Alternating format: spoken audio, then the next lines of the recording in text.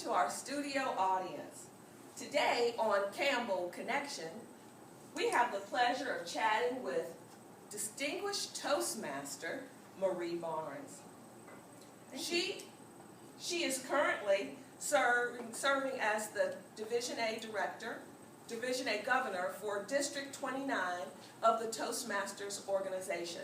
Now, I know we all have heard of the term Toastmaster, but some of us in our studio audience may not really understand what that means. Today, Marie will give us some insight into leadership. Marie, thank you so much for joining us on the Campbell Connection. Thank you. It's a pleasure to be here today.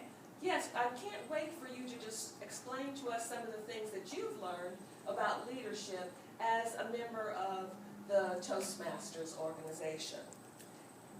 Now, you say that you're a distinguished Toastmaster. That makes me feel so good to have someone of what seems like your caliber on our show.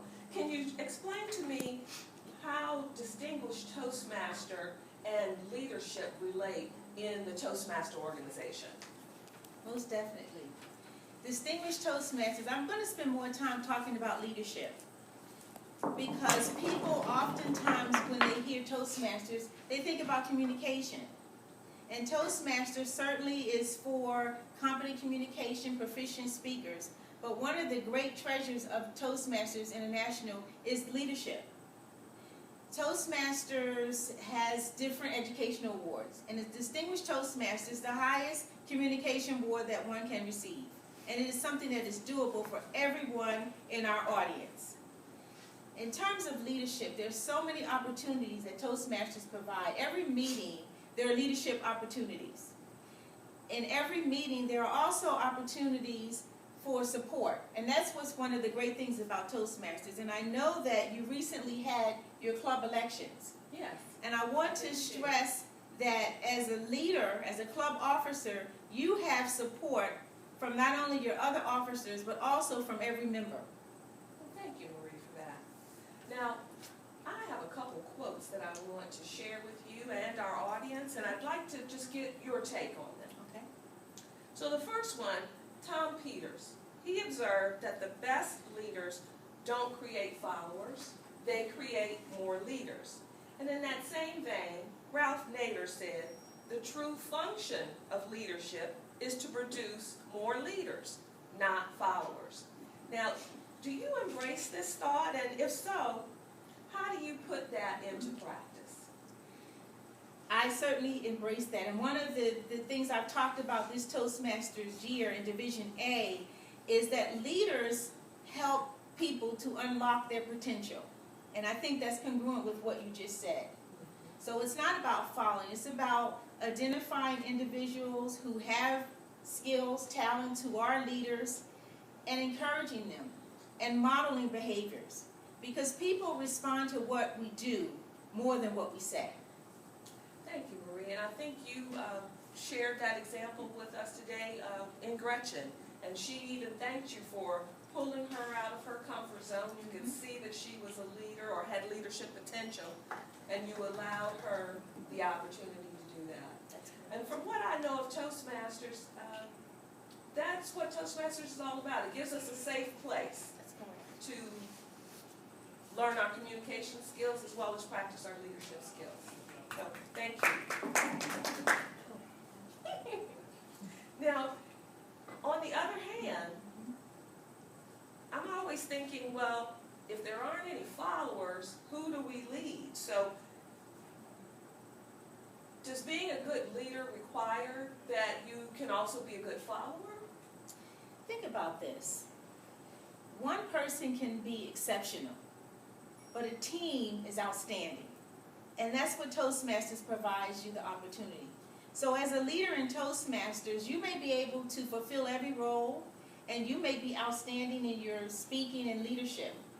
But with a team, you will be 100% more. And that's what Toastmasters provides you the opportunity. So if you want to say, so I'd rather say, instead of followers, I'd like to say team members. Okay, very good. Thank you.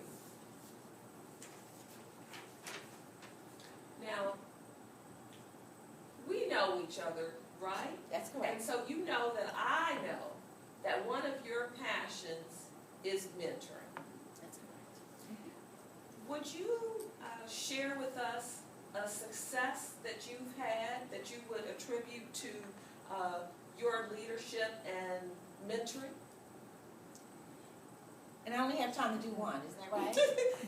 just pick one. Well, actually, I'll use you. I can talk about our host today, because I actually have the pleasure of serving as your mentor in Toastmasters. And I remember when we first met, the first time we met, and we went over the two manuals, the Competent Communication Manual and the Competent Leadership Manual, and we went over all of those and looked at how you're going to achieve those particular goals. I also remember talking to you about participating within the club contest, but also outside of the club. And one of the things I remember is you came to another club in the Woodbridge area, and I was really elated to see you, because that's one of the great things about Toastmasters. It prepares you and challenges you to speak outside of the club. And so as a mentor, I feel that in working with you, then you in turn mentor other people in Prince Williams as well as in that particular club, because you attended several times.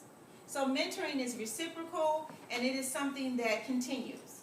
I say to people that all of the people that I know in District 29, as well as other districts, that have been successful in terms of leadership, they all have mentors. And we need to remember that at the club level. They continue to have mentors. Thank you, Marie. I wasn't fishing for a compliment, just so you all know, but I appreciate that, and I do appreciate the guidance that you have given me as my mentor. Now, Toastmasters, where leaders are made, that's sort of the tagline for the Toastmasters International. Correct. Talk to us about how Toastmasters practice servant leadership. I don't think I have enough time to answer that question. Actually, I'm joking, but what I will say is the Toastmasters is based on the foundation of servant leadership, and I believe I've given the audience some examples of that. That's why we talk about team. That's why we say that mentoring is so important, because when we mentor, we benefit as mentors and our mentees benefit. And then finally, as a leader, one of the things that Toastmasters also does, it teaches us how to deal with challenges and controversy. Because a leader, anyone can deal with things when they're going well and everything's fine. Everybody's signing up for roles and everyone's coming to meeting. But how do we deal with the challenges and controversy that sometimes we are faced with in our clubs as leaders? Well, thank you very much, Marie. I think that our audience for Campbell Connection today has learned quite a bit about leadership. I'm sorry we have run out of time, but I really do appreciate your stopping by and talking with us today. Well, thank you very much.